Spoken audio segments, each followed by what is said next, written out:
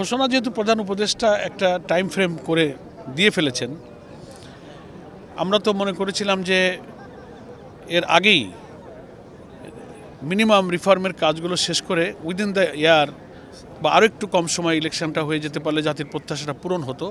অবশ্য আমরা এটা বুঝি, গভর্নমেন্টের সামনে অনেকগুলো চ্যালেঞ্জ এসেছিল, সেগুলো তারা ফেস করেছেন।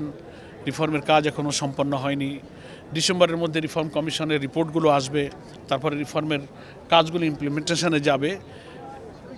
ন্যায্যভাবে কিছু সময় তো ওনার লাগবে। সে কারণে যে ঘোষণাটা উনি দিয়েছেন আমরা এটাকে স্বাগত জানিয়ে বলবো। আমরা নির্বাচনের পথে সরকারের এটা একটা অভিযাত্রা মনে করি। তবে এই বিলম্বিত একটু হলেও নির্বাচনটা যদি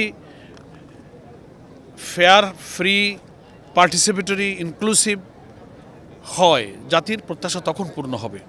2-1 মাস আগে পিছের কারণে কিন্তু দেশ জাতির খুব যে একটা অধৈর্য হবে বা ক্ষতি হবে তা নয়। তবে নির্বাচনটা সুষ্ঠু নিরপেক্ষ হওয়াটাই কিন্তু আমাদের সামনে এখনও বড় চ্যালেঞ্জ। সেটা চিফ অ্যাডভাইজার কীভাবে ফেস করছেন এটা দেখার বিষয়। আমরা we are ready to give all kinds of cooperation to the government and also the people.